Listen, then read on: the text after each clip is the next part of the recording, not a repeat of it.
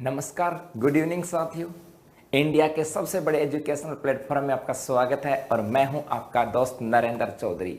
और सबसे पहले उत्कर्ष परिवार की ओर से आप सभी को 74वें स्वतंत्रता दिवस की हार्दिक शुभकामनाएं। उम्मीद करता हूं कि जैसे भारत स्वतंत्र हुआ था और एक प्रगति के पथ पर आगे बढ़ा है, उसी प्रकार से आप लोग भी अपने आने वाला जो समय है, आने वाला जो भविष्य है, उसमें प्रगति के पथ पर आगे बढ़ो और एक अच्छे समाज के एक अच्छे नागरिक बन करके और देश के योगदान, देश के विकास में अपना एक महत्वपूर्ण योगदान निभाएं।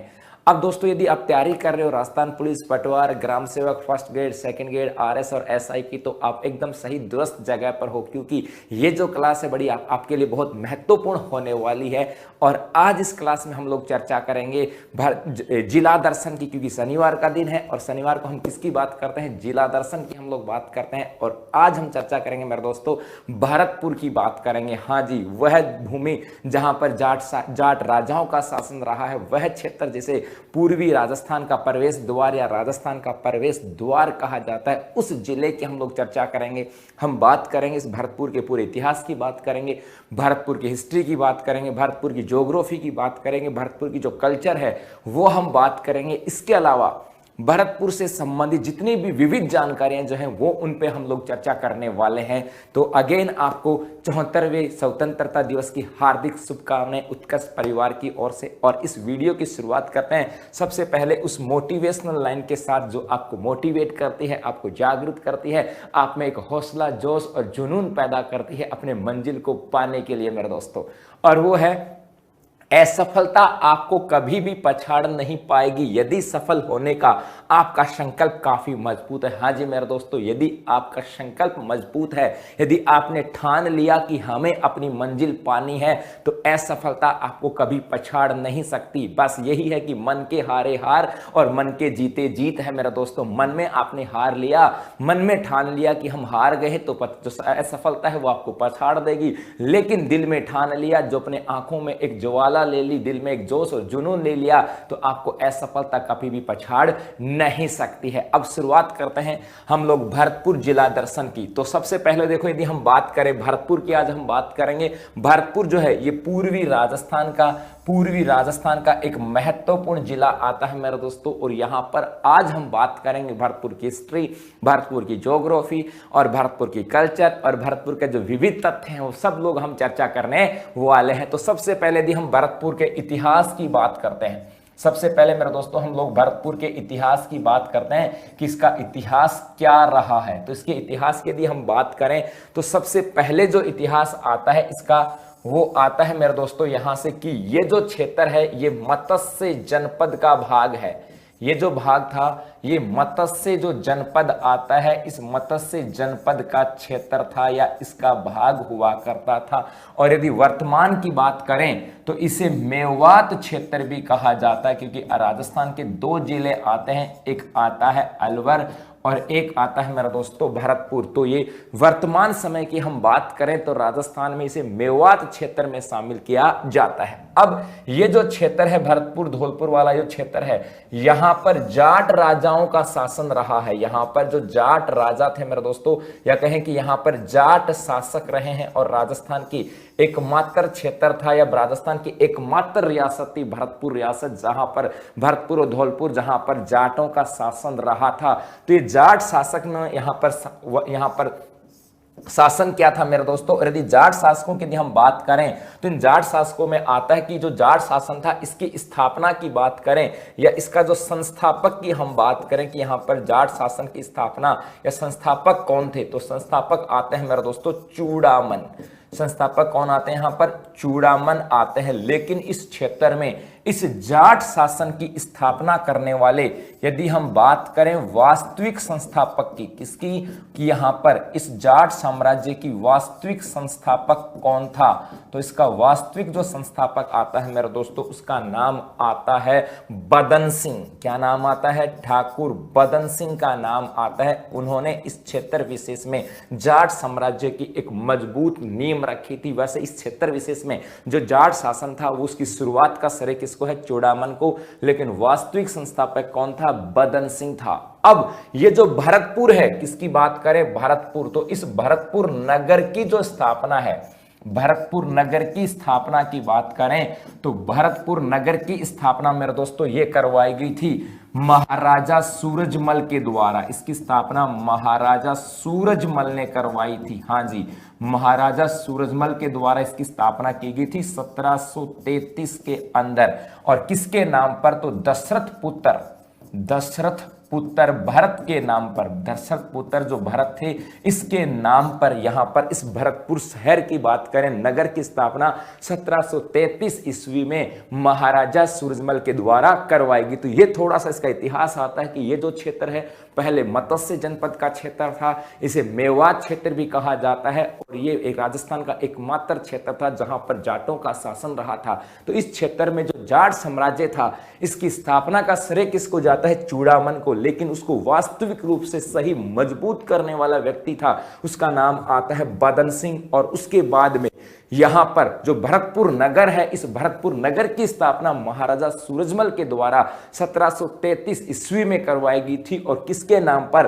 तो दशरथ पुत्र जो भरत थे इसके नाम पर मेरे दोस्तों यहां पर इस भरतपुर नगर की स्थापना करवाई गई थी। ये तो हो गई इस भरतपुर के इतिहास की हम लोगों ने चर्चा की। ये तो हो गया भरतपुर का इतिहास।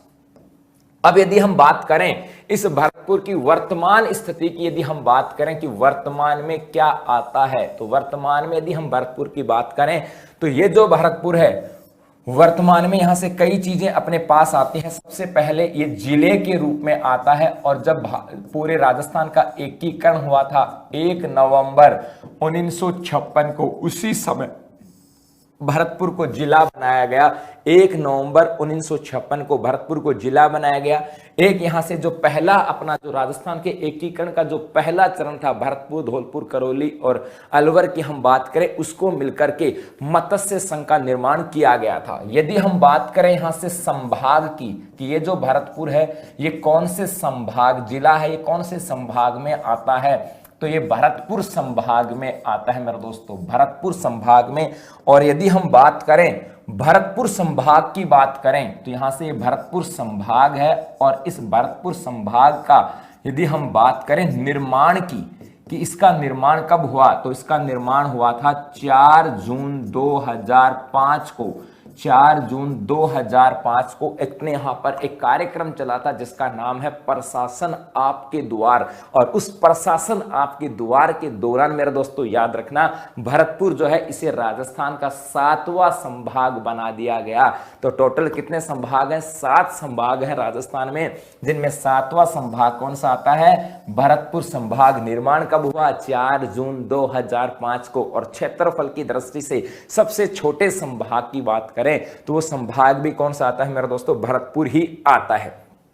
उसके बाद में यदि हम इस भरतपुर की सीमा रेखा की बात करें, किसकी बात करें? भरतपुर की सीमा रेखा की बात करें, किसकी बाउंड्री किस किस के साथ लगती है, तो भरतपुर की सीमा जो है ये कई जिलों के साथ लगती है। यदि हम उनकी चर्चा करें यहां से, तो भरतपुर की सीमा एक तो लगती है अलवर के साथ, एक लगती है दौसा के साथ, एक लगती है करौली के साथ, और मेरे दोस्तों एक सीमा लगती है धौलपुर के साथ। तो राजस्थान के 4 जिलों के साथ सीमा लगती है, अलवर, दौसा, करौली और धौलपुर। अलवर, दौसा, करौली और धौलपुर के साथ सीमा लगती है। और इधर भरतपुर की जो सीमा है ये हम बात करें तो एक सीमा तो लगती है हरियाणा के साथ और एक सीमा लगती है यूपी के साथ, अर्थात हरियाणा और यूपी दोनों के साथ सीमा लगती है। तो यहां से कई चीजें बन जाती हैं कि भरतपुर जो है ये 2 राज्यों के साथ सीमा बनाने वाला राज्य है, हरियाणा और यूपी के साथ। इसको देखो, यहां से समझना एक बात को, ऐसा क्वेश्चन बने कि ऐसा कौन सा जिला है जहां पर हरियाणा और उत्तर प्रदेश के समान सामाजिक व्यवस्था पाई जाती है, तो वो जिला भी कौन सा होता है मेरे दोस्तों? भरतपुर। और इसकी राज्यों की, जिलों की बात करें कि कौन कौन से जिलों के साथ सीमा लगती है, तो 4 जिलों के साथ सीमा लगती है। और वो 4 जिले अलवर, दौसा, करौली और धौलपुर आते हैं। तो ये हो जाती है इसकी सीमा रेखा।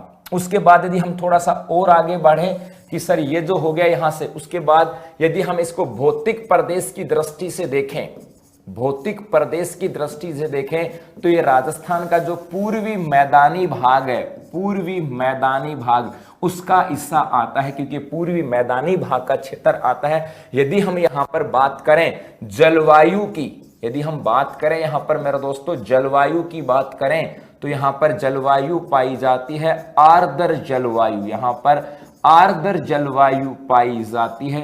यदि हम बात करें यहाँ पर वनस्पति की कि यहाँ पर वनस्पति कैसी पाई जाती है, तो इस क्षेत्र में पतझड़ी वनस्पति पाई जाती है। हाँ जी मेरे दोस्तों, पतझड़ी वनस्पति पाई जाती है।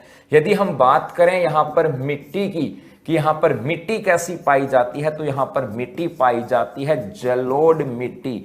जलोढ़ मिट्टी का मतलब है नदियों के द्वारा निक्षेपित जो मिट्टी है उसे कहा जाता है जलोढ़ मिट्टी। तो वर्तमान में ये जिले के रूप में अस्तित्व में 1 नवंबर 1956 राजस्थान के जो एकीकरण का 7वां चरण है उस समय आ जाता है। भरतपुर संभाग में पड़ता है और भरतपुर संभाग जो है ये राजस्थान का 7वां संभाग था, जिसका निर्माण 4 जून 2005 को हुआ। इसकी सीमा 2 राज्य हरियाणा और यूपी के साथ लगती है और 4 जिले अलवर, दौसा, करौली और धौलपुर के साथ सीमा लगती है। पूर्वी मैदानी भाग का हिस्सा है। आर्द्र जलवायु यहां पर पाई जाती है, पतझड़ी वनस्पति पाई जाती है और मिट्टी की बात करें मेरे दोस्तों तो इस क्षेत्र में पाई जाती है मिट्टी कैसी, जलोढ़ मिट्टी। और इसकी आकृति की बात करें कि जो भरतपुर है इसकी आकृति कैसी है, तो इसकी आकृति जो आती है मेरे दोस्तों ये आती है गिलहरी नुमा। तो भरतपुर की आकृति कैसी हो गई, इसकी आकृति गिलहरी नुमा आ जाती है। ये स्थिति आती है वर्तमान समय में। अब यदि हम बात करें, अब हम बात करते हैं यहां से इस भरतपुर की भौगोलिक स्थिति की बात करें। भरतपुर की भौगोलिक स्थिति का मतलब हुआ हम यहां से बात करते हैं मेरे दोस्तों कि इस भरतपुर में कौन कौन सी नदियां आती हैं। ये है भरतपुर और इस भरतपुर में नदियां कौन कौन सी आती हैं हम उनकी चर्चा यहां से करेंगे। अब देखो यहां से भरतपुर की यदि हम बात करें किसकी, नदियों की बात करते हैं सबसे पहले, तो इस भरतपुर में 3 प्रमुख नदियां आती हैं। यदि हम बात करें भरतपुर की तो सबसे पहले अपना आ जाएगा नदियों की बात करते हैं। और भरतपुर में नदियों की बात करें तो 3 प्रमुख नदियां आती हैं।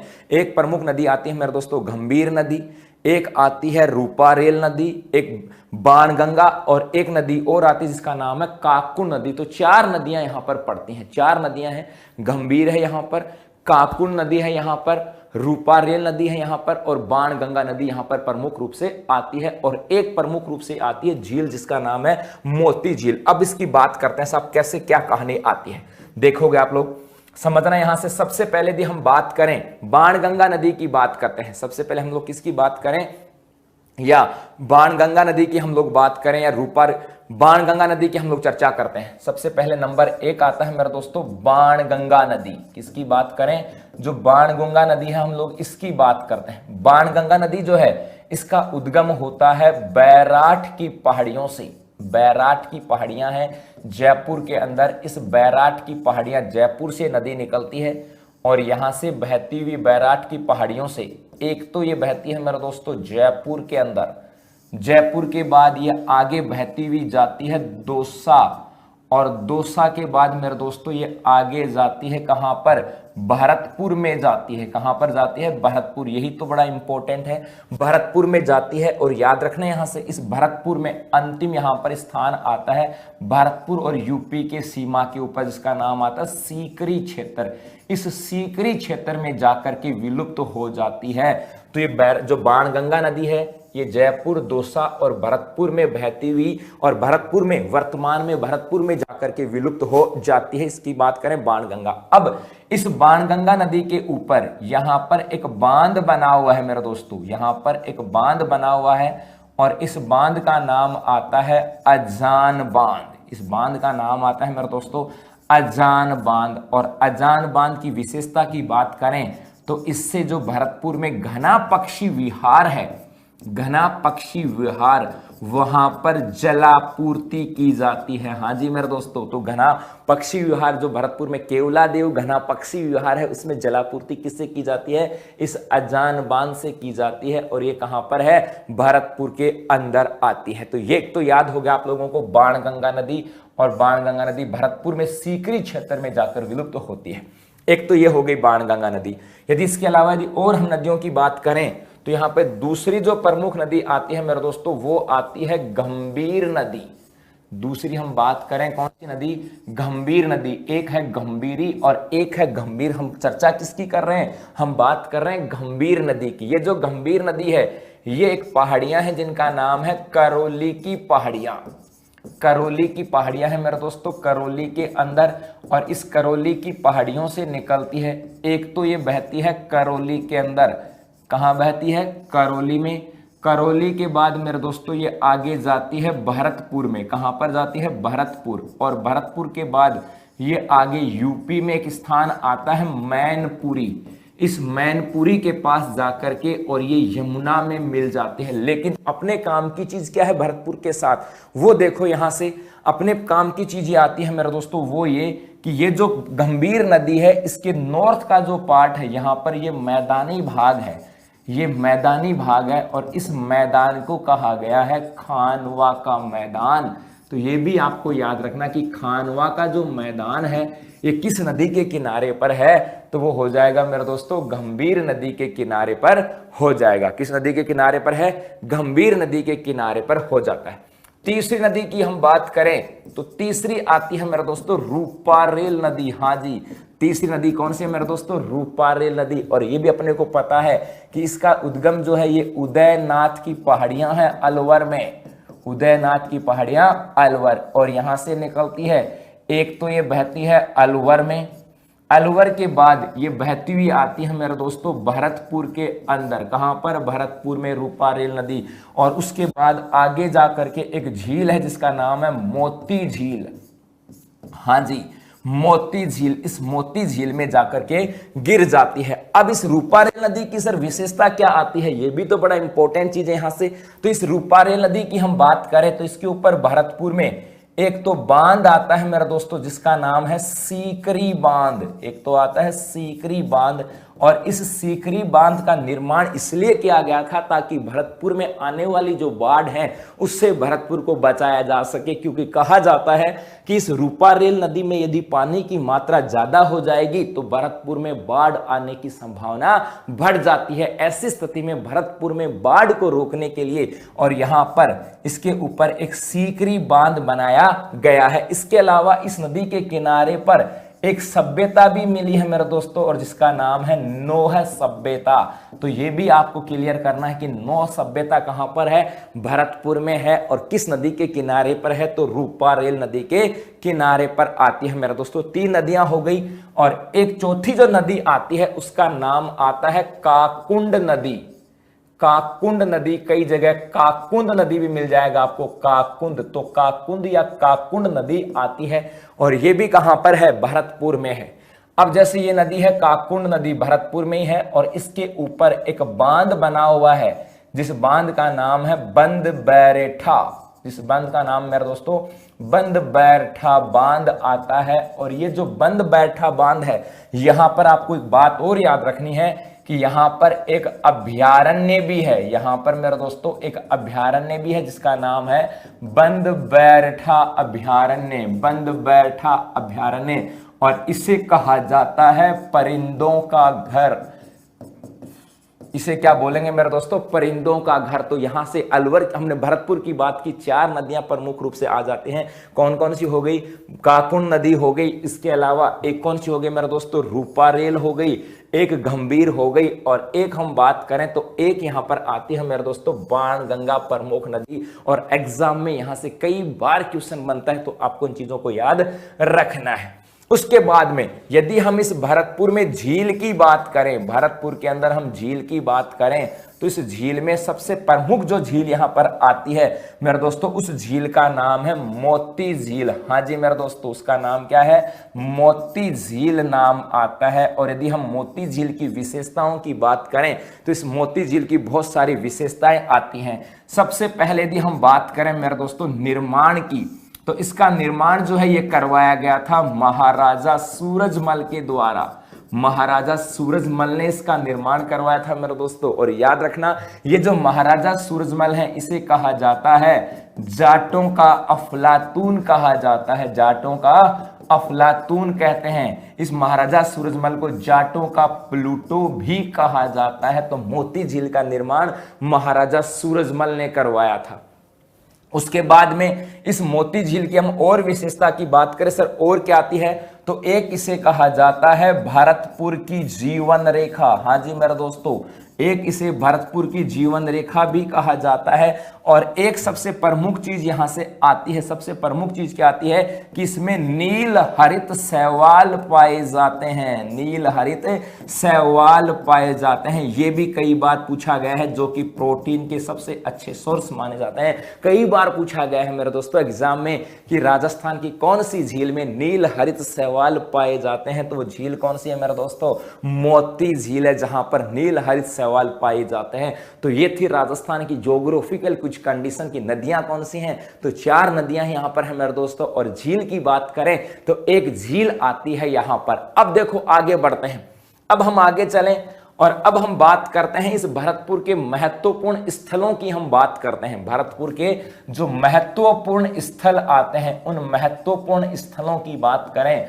वो कोई दुर्ग हो सकता है, वो पर्टिकुलर कोई स्थान हो सकता है, वो कोई मंदिर हो सकता है। तो हम उन सब की भी अब 360 डिग्री एनालिसिस करेंगे, पूरी की पूरी डिटेल स्टडी करेंगे, क्योंकि मुझे उम्मीद है कि आपकी ये जो क्लास होती है जिला दर्शन मेरे दोस्तों, ये आपके सिर्फ करंट अफेयर्स को ही नहीं, आपके हिस्ट्री, कल्चर और ज्योग्राफी को भी मजबूत बनाती है। और इसीलिए जुड़े रहिएगा बस उत्कर्ष क्लासेस के साथ। हाँ जी मेरे दोस्तों, और इस 13 से लेकर के 16 अगस्त तक हमारा ऑफर भी है, तो उसका भी लाभ उठाइएगा अपने ऑनलाइन और कोर्सेज के लिए मेरे दोस्तों। अब देखो यहां से अपन बात करें, महत्वपूर्ण स्थलों की बात करें, और सबसे पहले जो मेरा दोस्तों आता है भरतपुर में, यदि महत्वपूर्ण स्थलों की हम बात करेंगे तो सबके दिमाग में एक ही बात आती है मेरा दोस्तों, और वो आता है लोहागढ़ दुर्ग। हाँ जी, लोहागढ़ दुर्ग मेरा दोस्तों।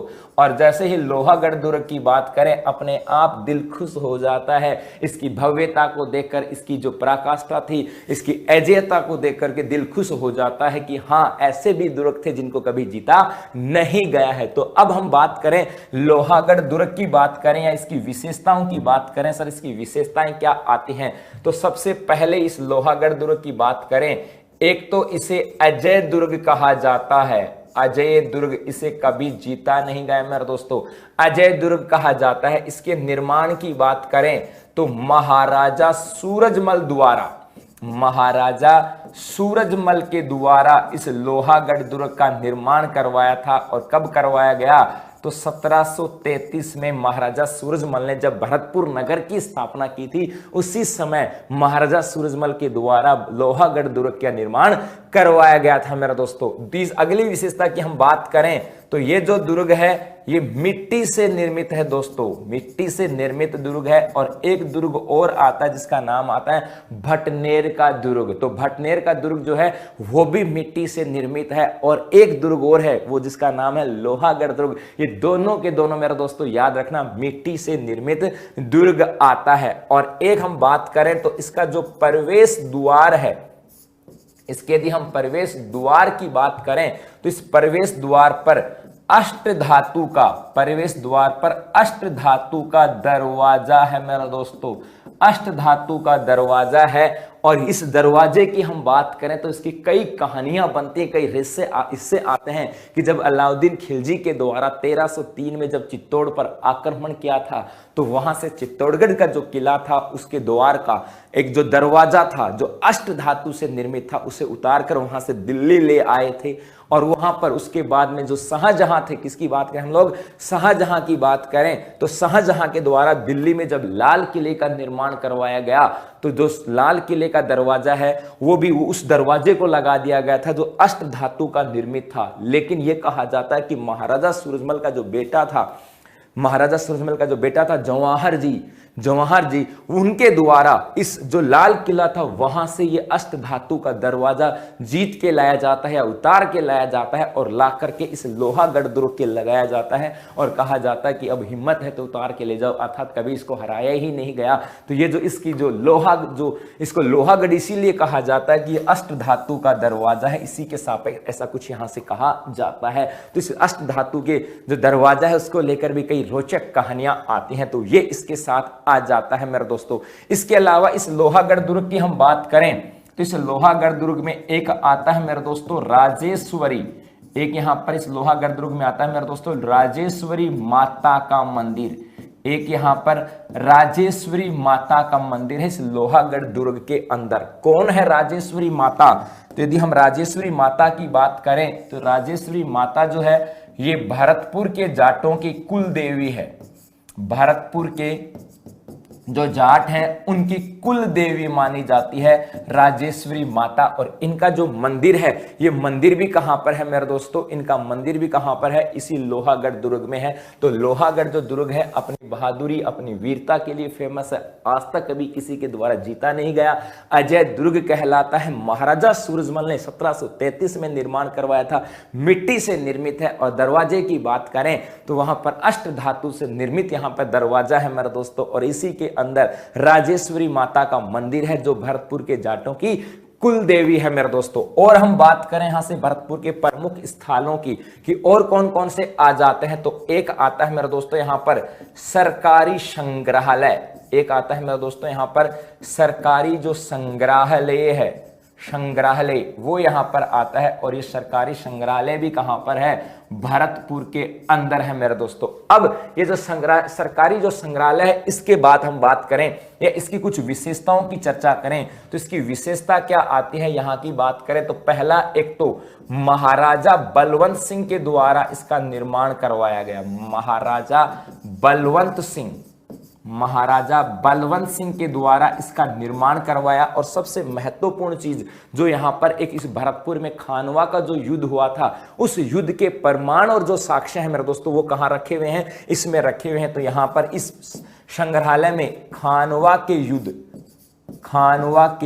युद्ध के प्रमाण है। खानवा का जो युद्ध हुआ था उसके प्रमाण कहां पर हैं, इसी सरकारी जो संग्रहालय है भरतपुर के अंदर यहीं पर है। और सरकारी संग्रहालय कहां पर है, जो लोहागढ़ दुर्ग है उसी के अंदर इसको बनाया गया है। एक अपन बात करें मेरे दोस्तों यहां पर एक आ जाता है यहां पर भरतपुर पैलेस। एक आता है मेरे दोस्तों यहां पर भरतपुर पैलेस की बात की जाती है, या इसे कहा जाता है सिटी पैलेस कहा जाता है। भरतपुर पैलेस या सिटी पैलेस की हम बात करें और इसकी मुख्य विशेषता आती है कि ये जो सिटी पैलेस है ये मुगल की बात करें, मुगल और जो राजपूत शैली है, मुगल और जो राजपूत शैली पर आधारित है। कि सिटी पैलेस जो है ये मुगलों की और राजपूत जो शैली है मेरे दोस्तों उस शैली पर आधारित है भरतपुर का सिटी पैलेस। और इस सिटी पैलेस को एक नाम और आता है, इसे चंदर महल भी कहा जाता है मेरे दोस्तों। क्या कहते हैं इसको, चंदर महल। तो दोनों प्रसिद्ध स्थान है। सरकारी संग्रहालय यदि पूछा जाए खानवा के युद्ध के प्रमाण कहां पर है, सरकारी संग्रहालय में है मेरे दोस्तों। और भरतपुर में मुगल और राजपूत शैली से निर्मित स्थान कौन सा है, तो भरतपुर पैलेस या सिटी पैलेस आता है मेरे दोस्तों।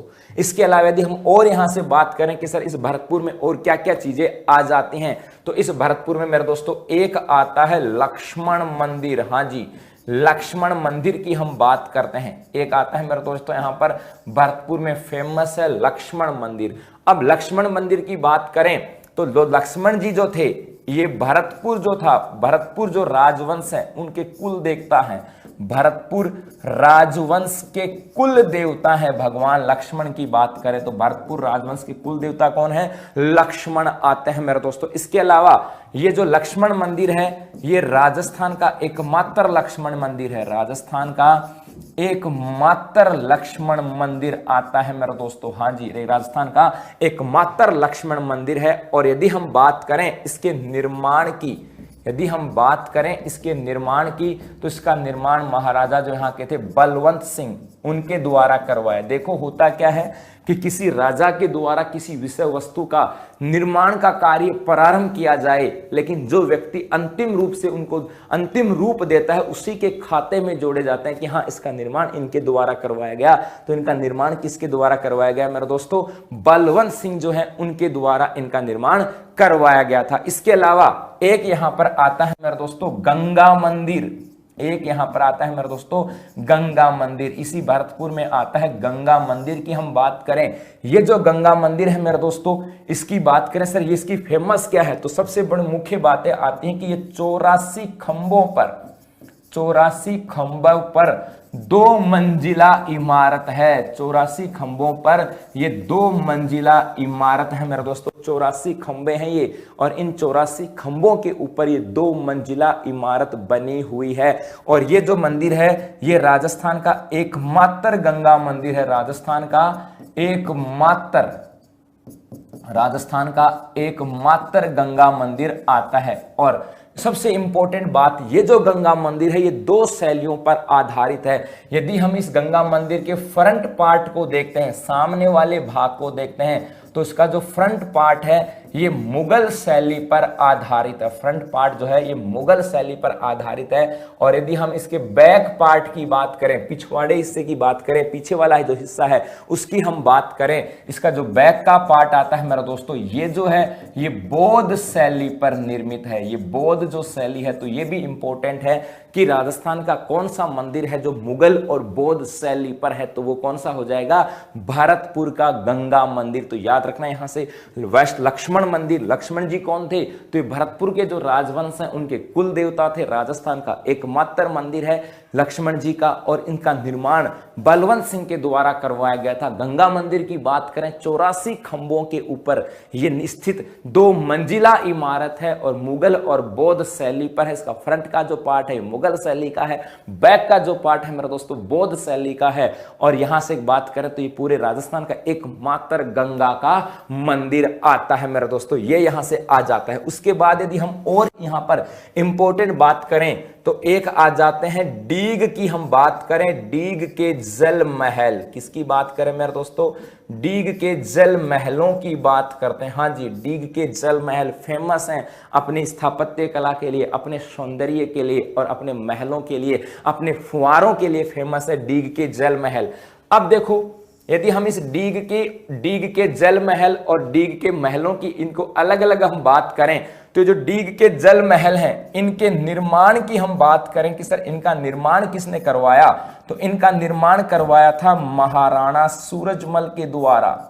डीग के जल महलों का निर्माण किसने करवाया, महाराणा सूरजमल के द्वारा करवाया गया था मेरे दोस्तों। या महाराजा, सॉरी महाराणा नहीं महाराजा बोलते हैं यहां पर ना, महाराजा सूरजमल के द्वारा, महाराजा सूरजमल के द्वारा डीग के जो जल महल हैं इनका निर्माण करवाया गया था। और यदि हम डीग के जल महलों की बात करें तो यहां पर कई जल महल हैं जिनका नाम यहां पर चर्चा में रहता है। जैसे एक तो आता है सावन भादो महल, एक तो आता है मेरे दोस्तों सावन भादो महल की बात करें, एक आता है गोपाल महल, एक आता है गोपाल महल, एक आता है मेरे दोस्तों हरदेव महल, एक आता है हरदेव महल, एक आता है नंद महल, नंद महल, एक आ जाता है मेरे दोस्तों यहां पर किशन महल। तो यहां पर डीग के जल महल निर्माण महाराजा सूरजमल के द्वारा करवाया गया। और सबसे फेमस चीजें कि यहां पर एक महल नहीं कई महल हैं, सावन भादो महल है, गोपाल महल है, हरदेव महल है, नंद महल है और किशन महल यहां पर फेमस रूप से आते हैं। इसके अलावा यदि हम डीग की बात करें, किसकी बात करें मेरे दोस्तों, डीग की बात करें, तो ये जो डीग है इसे जल महलों की नगरी कहा जाता है। हाँ जी, इसे जल महल जो है जल महलों की नगरी कहा जाता है। किसको कहा जाता है जल महलों की नगरी, डीग को कहा जाता है मेरे दोस्तों। और डीग की बात करें तो ये भरतपुर जो रियासत है, इस भरतपुर रियासत की प्रथम राजधानी थी मेरे दोस्तों। ये भी याद रखना है आपको कि प्रथम राजधानी भरतपुर रियासत की पहली राजधानी भरतपुर की स्थापना तो कब हुई थी, 1733 में, 1733 में हुई थी। लेकिन भरतपुर रियासत है वो लगभग 1720-25 के आसपास आ गई थी। तो जो भरतपुर रियासत है इसकी पहली राजधानी 1725 के अंदर किसको बनाया गया था, डीग को बनाया गया था। तो याद रखना भरतपुर रियासत की पहली राजधानी कौन सी थी, डीग थी मेरे दोस्तों। और ये पहली राजधानी बनाई किसने थी, बदन सिंह ने। किसने बनाई थी मेरे दोस्तों, बदन सिंह के द्वारा डीग को भरतपुर रियासत की पहली राजधानी बनाया गया। तो बहुत सारी चीजें आपको याद रखना है कि डीग जो है उसे जल महलों की नगरी कहा जाता है। जल महलों की नगरी किस लिए कहते हैं, क्योंकि यहां पर जल महल हैं और यहां के जल महलों का निर्माण महाराजा सूरजमल के द्वारा। कौन कौन से जल महल हैं, सावन भादो, गोपाल, हरदेव, नंद महल और किशन महल। इसके अलावा डीग जो है ये भरतपुर रियासत की पहली राजधानी थी। और पहली राजधानी मेरे दोस्तों किसके द्वारा बनाई गई, तो याद रखना इसको पहली राजधानी जो है वो यहाँ के जो महाराजा थे या महाराज थे बदन सिंह, इनके द्वारा बनाया गया था। उसके बाद में यदि हम भरतपुर की बात करें तो अगला जो फेमस यहां पर आता है मेरे दोस्तों वो आता है केवलादेव घना पक्षी विहार। हाँ जी, केवलादेव घना पक्षी जो विहार है मेरे दोस्तों, ये बड़ा इंपॉर्टेंट है एग्जाम के पॉइंट ऑफ व्यू से। कई बार यहां से क्वेश्चन पूछा जाता है, एक बार नहीं हर बार पूछा जाता है और हर एग्जाम में पूछा जाता है। इस केवलादेव घना पक्षी विहार की बात करें तो अगस्त 1981 की बात करें, सबसे पहले देखना कि अगस्त 1981 में इसे राष्ट्रीय उद्यान का दर्जा दे दिया गया। हाँ जी मेरे दोस्तों, इसे राष्ट्रीय उद्यान का दर्जा कब दिया गया? अगस्त 1981 में दिया गया। यहां पर देखो इसकी स्थापना का जो श्रेय है, इसकी स्थापना का श्रेय जो है वो जाता है डॉक्टर सलीम अली जो बेग है, डॉक्टर सलीम अली बेग को इनकी स्थापना का श्रेय जाता है। इसे पक्षियों की प्रजनन स्थली कहा जाता है। क्यों कहा जाता है? कि यहां पर लगभग 300 से ज्यादा पक्षियों की प्रजातियां पाई जाती हैं, जिनमें से 200 से ज्यादा तो विदेशी पक्षियों की प्रजातियां हैं, इसलिए इसको पक्षियों की शरण स्थली के रूप में कहा जाता है। और इतने सारे पक्षी होने के कारण याद रखना अगली इंपॉर्टेंट लाइन, ये सब सरिस्का से संबंधित है मेरे दोस्तों, सरिस्का से ना। अगली लाइन कि वर्ष 1985 में इसे हेरिटेज सूची में शामिल कर लिया गया। यूनेस्को की जो हेरिटेज लिस्ट है या सूची है उसमें शामिल कर लिया गया था। वर्ष 1985 में इसको हेरिटेज सूची में शामिल कर लिया गया था। एक प्रमुख आता है यहां पर कि यहां पर नवंबर से लेकर के और फरवरी के माह में, नवंबर से लेकर के फरवरी माह में यहां पर साइबेरियन सारस आते हैं। हां जी मेरे दोस्तों, बड़ा इंपॉर्टेंट है ये कि साइबेरियन सारस कहां पर आते हैं? इस केवलादेव घना पक्षी विहार में आते हैं। एक हम बात करें तो इसे रामसर साइट में शामिल किया गया है। रामसर साइट में शामिल किया गया। रामसर साइट आर्द्र भूमि, वेटलैंड या नम भूमि में शामिल किया गया है। और एक आता है मॉन्ट्रिक्स जो कॉन्ट्रैक्ट है, मॉन्ट्रियस कॉन्ट्रैक्ट भी याद रखना, मॉन्ट्रिक्स कॉन्ट्रैक्ट, उसमें भी या मॉन्ट्रियस जो समझौता है, मॉन्ट्रियस जो सम्मेलन है उसमें भी शामिल किया गया। तो रामसर साइट में भी है एक, इसको मॉन्ट्रियस सम्मेलन जो है उसमें भी इसको शामिल किया गया। ये भी बड़ा इंपॉर्टेंट है। पूरे भारत की 2 साइटें हैं जिनको मॉन्ट्रियस समझौते में, सूची में शामिल किया जाता है। लोकटक झील आता है मेरे दोस्तों, और एक कौन सा आता है? केवलादेव। तो केवलादेव को रामसर साइट, आर्द्र भूमि, नम भूमि, ये तो मुझे उम्मीद है आप सबको पता है। लेकिन नई चीज याद रखना कि मॉन्ट्रियस जो साइट है या मॉन्ट्रियस जो सूची है उसमें राजस्थान के किस स्थान को शामिल किया गया है? तो स्थान कौन सा आता है मेरे दोस्तों?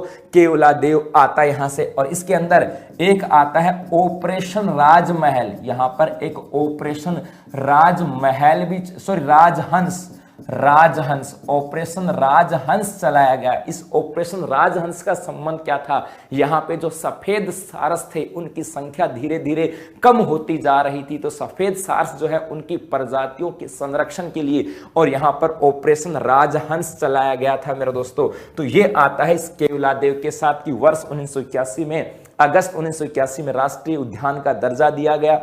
1985 में हेरिटेज सूची में शामिल किया गया। ये राजस्थान का दूसरा राष्ट्रीय उद्यान था, पहला था रणथंभौर राष्ट्रीय उद्यान। यहां पर नवंबर से फरवरी तक साइबेरियन सारस आते हैं। अजान बांध से यहां पर जल की आपूर्ति होती है। एक यहां पर पाइथन पॉइंट है जहां पर अजगर देखे जाते हैं। हाँ जी मेरे दोस्तों, एक इसमें आता है, यहां पर आता है पाइथन पॉइंट, एक यहां पर आता है मेरे दोस्तों पाइथन पॉइंट की बात करें, पॉइंट, और इस पाइथन पॉइंट पर यहां पर अजगर देखे जाते हैं। हाँ जी, और ये पक्षियों का स्वर्ग माना जाता है और इसकी स्थापना का श्रेय जाता है डॉक्टर सलीम अली बेग को। और यह भी याद रखना इसे रामसर साइट, आर्द्र भूमि, नम भूमि, वेटलैंड में शामिल किया गया है। ये मॉन्ट्रियस जो स्थान है, मॉन्ट्रियस सूची में भी इसको शामिल किया गया है। और यहां पर सफेद हंसों के संरक्षण के लिए ऑपरेशन राजहंस का भी संचालन किया गया था। तो ये कई बार यहां से क्वेश्चन बनते हैं, बड़ा इंपॉर्टेंट पार्ट आता है मेरे दोस्तों। उसके बाद यदि हम और आगे बढ़ें यहां से, इसके बाद यदि हम और महत्वपूर्ण चीजों की बात करें तो अगला यहां पर भरतपुर का सबसे महत्वपूर्ण स्थान आता है मेरे दोस्तों बयाना। सबसे महत्वपूर्ण स्थान कौन सा आता है? बयाना। और यदि हम यहां पर इस बयाना में सबसे पहले बात करें तो सबसे पहले आता है बयाना का दुर्ग। हाँ जी, बयाना में एक दुर्ग है मेरे दोस्तों। और सबसे महत्वपूर्ण बयाना में क्या आता है? बयाना के दुर्ग की बात की जाती है। इस बयाना के दुर्ग की बात करें तो ये जो है ये मानी की पहाड़ी पर है। हाँ जी मेरे दोस्तों, मानी की पहाड़ी।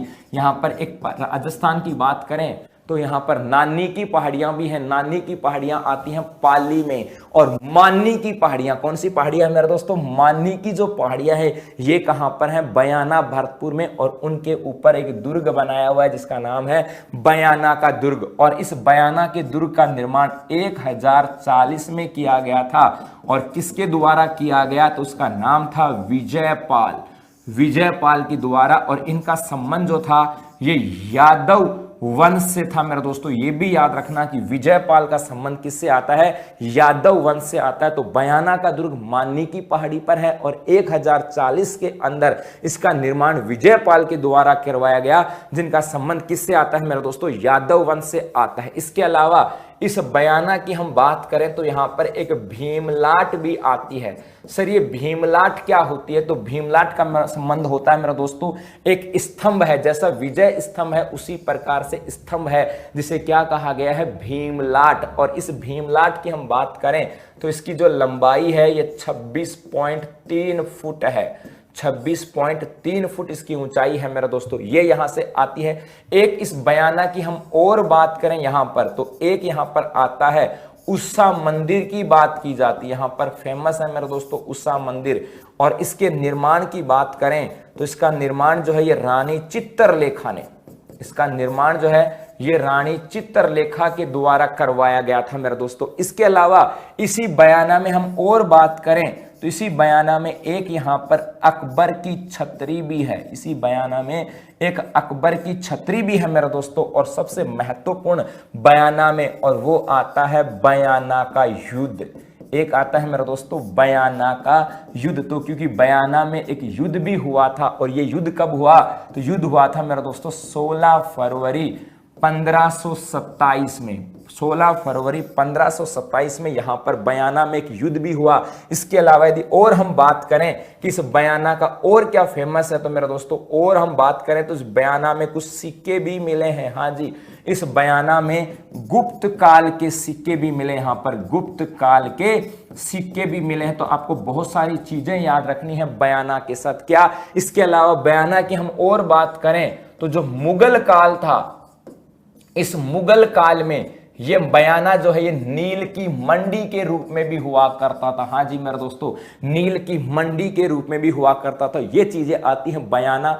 बयाना में बयाना का दुर्ग है जिसका निर्माण 1040 में विजयपाल के द्वारा करवाया गया था, जिनका संबंध यादव वंश से आता है। मानी की पहाड़ियों पर है, अकबर की छतरियां यहां पर है। 16 फरवरी 1527 को यहां पर बयाना का दुर्ग हुआ मेरे दोस्तों। इसी बयाना में गुप्त काल के सिक्कों की प्राप्ति हुई है। ये जो बयाना है ये मुगल काल की बात करें तो यहां पर नील की खेती हुआ करती थी, या नील की जो मंडी के रूप में फेमस था। यहां पर 26.3 फीट ऊंची भीमलाट भी यहां पर, और यहां पर रानी चित्रलेखा के द्वारा एक उषा मंदिर का निर्माण भी किया गया है। तो ये बयाना भी बड़ा फेमस आता है मेरे दोस्तों, याद रखना इस बयाना को भी आप लोगों के साथ। और उसके बाद यदि हम और चर्चा करें तो यहां से एक प्रमुख स्थान आता है मेरे दोस्तों वैर। इस भरतपुर का एक प्रमुख स्थान और आता है वैर। इस वैर की बात करें सबसे पहले देखो यहां से मैं इसको तरीके से समझाता हूं। इस नगर है वैर, और इस नगर की रक्षा के लिए इसके चारों तरफ मिट्टी की 4 दुआरी की गई है, और बाद में इसके ऊपर 5 दरवाजे आते हैं मेरे दोस्तों। हाँ जी, 5 दरवाजे आते हैं। एक दरवाजा आता है उसका नाम है बयाना दरवाजा। हाँ जी मेरे दोस्तों, एक दरवाजा है बयाना का दरवाजा वैर के साथ। 5 दरवाजे हैं इसके ऊपर। एक आ जाता है मेरे दोस्तों भूसावर का दरवाजा। एक आता है भूसावर दरवाजा। हाँ जी, भूसावर दरवाजा। उसके बाद यदि हम बात करें नंबर 3 की तो एक आता है मेरे दोस्तों भरतपुर दरवाजा। भरतपुर दरवाजा, भरतपुर दरवाजा आता है। एक हम बात करें मेरे दोस्तों, एक आता है इसके सीता दरवाजा। एक आता है सीता दरवाजा, और एक आता है मेरे दोस्तों कुम्हेर दरवाजा। कुम्हेर दरवाजा।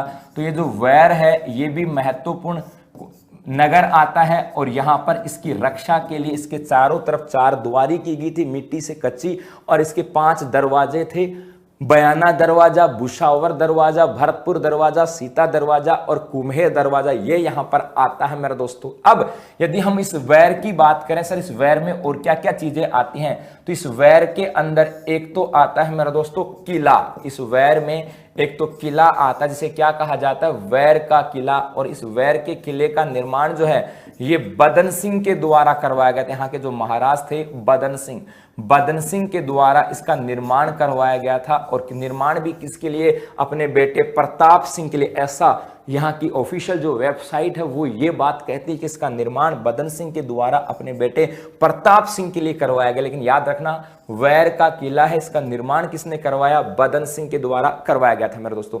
एक ये जो वैर है, किसकी बात करें, वैर, इसे बाग व बगीचों का नगर कहा जाता है। इसे कहा जाता है बाग व बगीचों का नगर कहा जाता है, बाग व बगीचों का नगर कहा जाता है मेरे दोस्तों। और यदि हम यहाँ पर बागों की बात करें तो यहाँ पर दो बाग बड़े फेमस हैं। वो दो बाग कौन कौन से आते हैं मेरे दोस्तों, तो एक तो आता है नौलखा बाग, एक तो आता है मेरे दोस्तों यहाँ से नौलखा बाग, और एक आता है यहाँ से फुलवारी बाग। एक कौन सा आता है, फुलवारी बाग। तो ये स्थान आता है वैर की।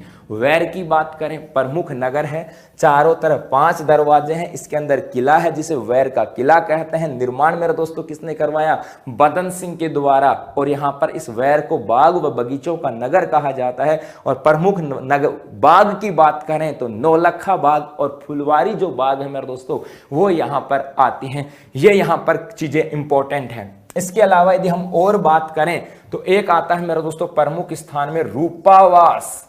एक आता है मेरे दोस्तों प्रमुख नाम से आता है यहाँ पर रूपावास। और इस रूपावास की बात करें, इसी रूपावास में है खानवा का मैदान। यहीं पर है मेरे दोस्तों खानवा का मैदान हाजी। और कई बार पूछा गया है कि खानवा का युद्ध जहां लड़ा गया, वर्तमान में खानवा कौन से जिले में पड़ता है, तो कहां पर पड़ता है मेरे दोस्तों, भरतपुर में पड़ता है। भरतपुर में कहां पर, रूपावास में। और इस खानवा के मैदान की बात करें तो यहां पर 17 मार्च 1527 को युद्ध लड़ा गया था। और उस युद्ध को कहा जाता है खानवा का युद्ध। और ये युद्ध लड़ा गया था मेरे दोस्तों बाबर वर्सेज राणा जो सांगा था, राणा सांगा के मध्य। तो याद रखना ये खानवा का जो मैदान है ये कहां पर है, रूपावास में है। खानवा का युद्ध कब हुआ, 17 मार्च 1527 को। किस किस के मध्य, तो बाबर और राणा सांगा के मध्य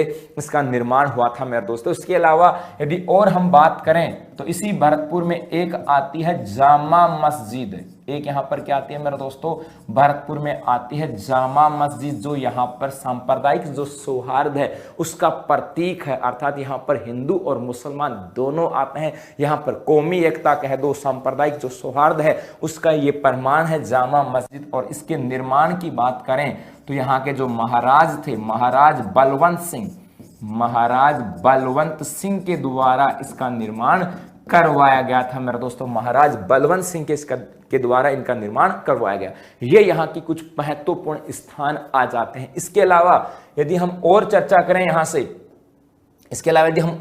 करें तो एक हम बात करें यहाँ के प्रमुख मेलों की बात करें कि भरतपुर में प्रमुख मेले कौन से लगते हैं। हाँ जी मेरे दोस्तों, भरतपुर में प्रमुख मेले या महोत्सव कौन से होते हैं, तो एक तो आता है यहाँ पर ब्रिज महोत्सव की बात करें। और इसका आयोजन जो है ये फागुन माह में किया जाता है। फागुन माह की बात की जाती है, उसमें किया जाता है। इस ब्रज महोत्सव में जो भगवान कृष्ण है, इन भगवान कृष्ण की रास लीला जो है उसका मंचन किया जाता है। और जो ब्रज महोत्सव है इसका आयोजन ये जो है Rajasthan tourist development corporation RTDC के द्वारा, राजस्थान पर्यटन जो RTDC जो है उसके द्वारा कहें, उनके द्वारा इनका आयोजन किया जाता है। तो ब्रिज महोत्सव भरतपुर में होता है, RTDC के द्वारा होता है। फागुन माह में इसका आयोजन किया जाता है और इसमें भगवान जो कृष्ण है उनकी रास लीला का यहाँ पर मंचन किया जाता है। इसके अलावा यदि और हम बात करें और कौन कौन से आ जाते हैं मेरे दोस्तों, तो एक एग्जाम में कई बार पूछा गया है जसवंत पशु मेला। ये भी कई बार आया है मेरे दोस्तों कि जसवंत पशु मेला जो है इसका आयोजन कहाँ होता है, तो इसका आयोजन होता है भरतपुर के अंदर। एक पशु मेला और आता है मेरे दोस्तों यहां पर, जिसका नाम आता है बजरंग पशु मेला। और इस बजरंग पशु मेले की हम बात करें तो इसका आयोजन होता है मेरे दोस्तों उज्जैन में। ये कहां लगता है? उज्जैन में। एक यहां पर लगता है मेरे दोस्तों बसंती पशु मेला, एक लगता है बसंती पशु जो मेला है, ये भी यहां पर इसी भरतपुर में लगता है, बसंती पशु मेला। और ये लगता है रूपावास में। कहां पर? रूपावास में। इसके अलावा इसी यहां पर इसी भरतपुर में एक गंगा दशहरा का मेला लगता है, गंगा दशहरा मेला। और गंगा दशहरा का जो मेला है मेरे दोस्तों ये लगता है इसकी कामा तहसील के अंदर। इसके अलावा यदि और हम बात करें तो एक इसमें लगता है भोजन थाली मेला। और ये भोजन थाली मेला भी, ये भी कहां लगता है? कामा के अंदर। तो कामा में दो प्रमुख मेले हैं, गंगा दशहरा मेला और भोजन थाली मेला। इसके अलावा एग्जाम में सबसे अधिक पूछा गया हुआ कौन सा है? जसवंत पशु मेला। इसका आयोजन भी कहां होता है? भरतपुर के अंदर होता है मेरे दोस्त। इसके अलावा बजरंग पशु मेला है, बसंती पशु मेला है, और एक वो तो आपको आरटीडीसी के द्वारा संचालित जो महोत्सव, आरटीडीसी के द्वारा आयोजित महोत्सव आता है जिसका नाम है ब्रिज महोत्सव। ये हर वर्ष फरवरी और मार्च माह में, कभी फरवरी कभी मार्च माह में लगभग इनमें आता है, या कहें फागुन माह में इसका आयोजन किया जाता है। जहां पर ये क्षेत्र ब्रिज क्षेत्र के संपर्क में आता है, यहां पर मेवाती भाषा भी बोली जाती है। और ये यूपी के क्षेत्र में ब्रिज क्षेत्र में आने की वजह से यहाँ पर भगवान जो कृष्ण है उनकी रास लीलाओं का मुख्य रूप से यहाँ पर मंचन किया जाता है मेरे दोस्तों। इसके अलावा यदि और हम महत्वपूर्ण बात करें यहां से, इसके अलावा और महत्वपूर्ण तथ्यों की बात करें तो बहुत सारी बिंदु आपको यहां से समझनी है। जैसे एक आ जाएगा कि ये जो क्षेत्र है, ये जो जिला है, ये एनसीआर में शामिल है मेरे दोस्तों। हाँ जी, एनसीआर में शामिल, नेशनल कैपिटल रीजन, राष्ट्रीय राजधानी क्षेत्र में शामिल है। एक जिला आता है अलवर और दूसरा कौन सा आता है मेरे दोस्तों? भरतपुर। तो ये एनसीआर में भी शामिल है। इसके अलावा यहां पर एक वनस्पति जो घी है, वनस्पति घी का जो उद्योग है, ये यहाँ का बड़ा फेमस है। और यहाँ का सबसे फेमस जो ब्रांड आता है वो आता है मेरे दोस्तों इंजन छाप। ये भी एग्जाम में पूछा गया है और ये रेगुलर रैंडमली पूछे गए क्वेश्चन है कि इंजन छाप जो वनस्पति घी का ब्रांड है ये किस जिले का फेमस है? तो कहाँ का है मेरे दोस्तों? ये कहाँ का है? भरतपुर का। और एक वीर बालक आता है वो कहाँ का है? जयपुर का। तो इंजन छाप कहाँ का है मेरे दोस्तों? भरतपुर का आता है। इसके अलावा एक हम बात करें यहां पर सरसों अनुसंधान केंद्र है, सरसों अनुसंधान केंद्र, या ऐसे भी लिख सकते हो आप, रैपसीड का भी नाम लिख सकते हो, रैपसीड अनुसंधान केंद्र या राई अनुसंधान केंद्र। और ये जो है ये है मेरे दोस्तों सेवर भरतपुर में ही है। ये कहां पर है? शेवर भरतपुर में है, जिसकी स्थापना 20 अक्टूबर 1993 को की गई। ये क्वेश्चन तो बड़ा इंपॉर्टेंट है, कई बार एग्जाम में पूछा गया है कि सरसों अनुसंधान केंद्र, राई अनुसंधान केंद्र या रैपसीड, इस ये भी नाम याद रखना, रैपसीड अनुसंधान केंद्र कहां पर है? तो ये सेवर भरतपुर के अंदर आता है मेरे दोस्तों। उसके बाद यदि हम और बात करें यहां से और क्या क्या चीजें आ जाती हैं, तो एक जो 30 मार्च की हम बात करें, 30 मार्च 1949 की, जब राजस्थान के एकीकरण का चौथा चरण आया था, उस समय जैसे राजस्थान की राजधानी जयपुर बना दिया गया था, हाई कोर्ट जोधपुर आ गया था, उसी प्रकार से ये जो भरतपुर है, इस 30 मार्च 1949 को भरतपुर की बात करें तो यहां पर जो कृषि विभाग है, ये कृषि विभाग किसको दे दिया गया? भरतपुर को दे दिया गया। ये भी याद रखना कि चौथे चरण में कृषि विभाग किसे दिया गया था? तो मेरे दोस्तों ये भरतपुर को दिया गया था। तो ये महत्वपूर्ण चीजें थी। इसके अलावा और हम बात करें और कौन कौन सी महत्वपूर्ण चीजें आ जाती हैं यहां से, तो एक व्यक्ति विशेष है यहां पर जिसको कहा जाता है शेर ए भरतपुर। यहां पर एक व्यक्ति विशेष है जिसे कहा जाता है शेर ए भरतपुर, और इनका नाम आता है गोकुल जी वर्मा। कि गोकुल जी जो वर्मा है इनको कहा जाता है शेर ए भरतपुर के नाम से जाना जाता है। इसके अलावा भरतपुर की हम बात करें तो यहाँ की नौटंकी जो कला है, नौटंकी कला बड़ी फेमस है मेरे दोस्तों। और इस नौटंकी कला की शुरुआत करने वाला जो व्यक्ति है वो नाम आता है भूरे लाल, कि भूरे लाल के द्वारा नौटंकी कला की शुरुआत की गई, लेकिन इसका विकास करने का जो श्रेय जाता है, इसका सबसे अधिक विकास किसके द्वारा किया गया, तो ये नाम आता है गिरिराज प्रसाद। गिरिराज प्रसाद जिनका संबंध कामा से आता है, उनके द्वारा यहाँ की जो नौटंकी कला है उसका विकास किया गया था मेरे दोस्तों। इसके अलावा यदि हम और बात करें यहां से, तो एक आता है राजस्थान में जो सहकारी आंदोलन है, सहकारी आंदोलन की बात करें, इस सहकारी आंदोलन की शुरुआत कहां से होती है, डीग से होती है, और डीग भी कहां पर है, भरतपुर में। तो राजस्थान में सहकारी आंदोलन की शुरुआत डीग से होती है मेरे दोस्तों, और कब से होती है, तो 1904 से होती है, और 1904 में यहां पर एक कृषि बैंक की स्थापना की जाती है, एक कृषि बैंक की स्थापना की जाती है मेरे दोस्तों।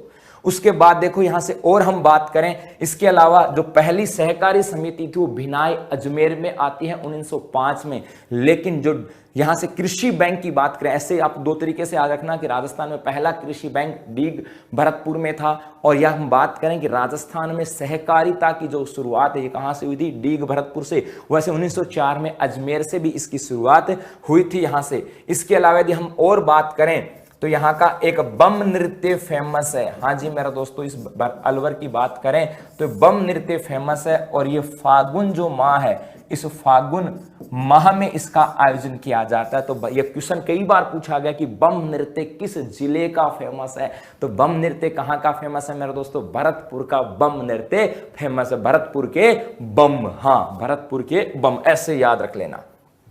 और हम चर्चा करें कि सर और भी कुछ है क्या भरतपुर में, अरे बहुत कुछ है भरतपुर के अंदर, बस अब देखे जाओ। एक यदि हम बात करें यहां से, एक आता है कि यहां पर सिमको वैगन फैक्ट्री भी है मेरे दोस्तों, ये भी कई बार आया हुआ एग्जाम में। सिमको वैगन फैक्ट्री कहां पर है, ये भी भरतपुर में है, और इसकी स्थापना जनवरी 1957 में की गई थी। क्या बनते हैं यहां पर, रेलगाड़ी के डिब्बों का निर्माण किया जाता है। सिमको वैगन फैक्ट्री भरतपुर, जनवरी 1957 में। इसके अलावा एक हम बात करें इसी भरतपुर में, जो मुर्रा नस्ल है उसका अनुसंधान केंद्र है, या मुर्रा नस्ल का प्रजनन केंद्र की बात करें, ये भी भरतपुर में है मेरे दोस्तों। और भरतपुर में कहां पर, तो कुम्हेर के अंदर। और सिमको वैगन फैक्ट्री कहां पर है, ये भरतपुर के अंदर है। तो मुर्रा नस्ल प्रजनन केंद्र ये भी भरतपुर में है, और भरतपुर में कहां पर मेरे दोस्तों, ये आती है कुम्हेर के अंदर। एक इसी भरतपुर में एक आता है देव बाबा का मंदिर, एक आता है मेरे दोस्तों देव बाबा का मंदिर। हाँ जी,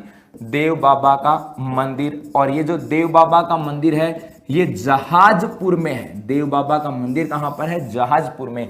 ये कहा जाता है कि जो देव बाबा जो है उनको पशु शल्य चिकित्सा का ज्ञान था, पशु शल्य चिकित्सा का ज्ञान था, इसलिए देव बाबा जो है इनको कहा जाता है ग्वालों का देवता। इनको ग्वालों जो है, ग्वाल जो है उनका देवता कहा जाता है। ये यहां से आ जाता है। इसके अलावा और हम चर्चा करें यहां से, तो एक यहां पर जो लालदासी संप्रदाय है, लालदासी संप्रदाय, इसकी प्रधान पीठ की बात करें तो ये प्रधान पीठ जो है नंगला भरतपुर के अंदर है। ये भी याद रखना, लालदासी संप्रदाय की प्रधान पीठ कहां पर है, नंगला भरतपुर में है। और एक महत्वपूर्ण हम बात करें वो आता है भरतपुर प्रजा मंडल की। हम बात करें कि भरतपुर जो प्रजा मंडल है इसकी स्थापना कब की गई, तो इसकी स्थापना 1938 में भरतपुर प्रजा मंडल की स्थापना हुई थी। और किसके प्रयासों से हुई, तो याद रखना इसकी अध्यक्षता जो है मेरे दोस्तों वो तो किसने की थी, गोपी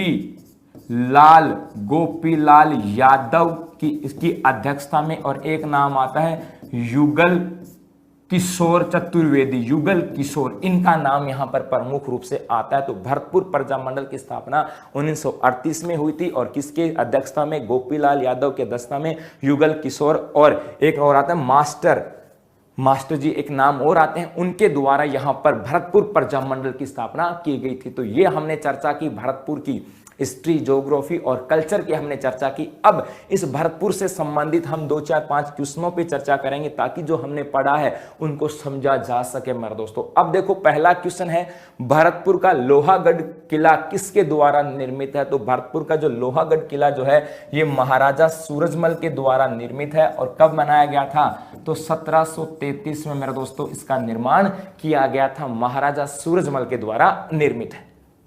यदि हम दूसरे क्वेश्चन की बात करें, निम्न में से किस नदी का बहाव क्षेत्र भरतपुर में नहीं है, तो काकुन नदी की बात करें, ये भी भरतपुर में बहती है, बंद बारेठा बांध आता है।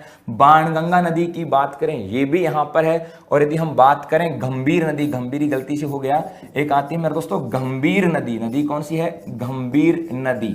इस जो गंभीर नदी है ये भी यहां पर है। बनास नदी, इस बनास नदी का बहाव क्षेत्र भरतपुर में नहीं है, ये गंभीर नदी आती है। कौन सी नदी है, गंभीर नदी। तो काकुन, बाणगंगा, गंभीर और एक नदी और याद रखना जो भरतपुर में, उसका नाम आता है रूपारेल नदी। तो 4 नदियां बहती हैं। बनास नदी का बहाव क्षेत्र जो है मेरे दोस्तों वो भरतपुर के अंदर नहीं है। उसके बाद यदि हम बात करें यहां से तीसरे क्वेश्चन की बात करें, 2011 की जनगणना के अनुसार भरतपुर का लिंगानुपात है कि 2011 की जनगणना के अनुसार भरतपुर का लिंगानुपात कितना है मेरे दोस्तों, तो ये लिंगानुपात आता है 880। कितना लिंगानुपात है भरतपुर का, तो मेरे दोस्तों याद रखना 880 आता है। ये जो पूर्वी क्षेत्र है यहां पर लिंगानुपात कम है मेरे दोस्तों। नंबर 4 की हम बात करें, डीग के जल महलों का निर्माण किस शासक के द्वारा करवाया गया, तो जो डीग के जल महल हैं इनका निर्माण मेरे दोस्तों यहाँ के शासक सूरजमल के द्वारा करवाया गया था। सूरजमल जो है उनके द्वारा यहाँ पे डीग के जो जल महल थे उनका निर्माण करवाया गया था। और डीग जो है उसे क्या कहते हैं, जल महलों की नगरी के नाम से जाना जाता है। और अपना अंतिम क्वेश्चन की हम बात करें, वो आ जाता है मेरे दोस्तों कि निम्न में से किस जिले या राज्य से भरतपुर की सीमा संलग्न नहीं है, किसके साथ, किस जिले या राज्य के साथ भरतपुर की सीमा संलग्न नहीं है, तो यहां पर हरियाणा, उत्तर प्रदेश, धौलपुर और सवाई माधोपुर 4 ऑप्शन दे रखे हैं। यदि हम मैप के साथ देखें तो मेरे दोस्तों यहां से इस मैप में सब कुछ क्लियर हो जाएगा।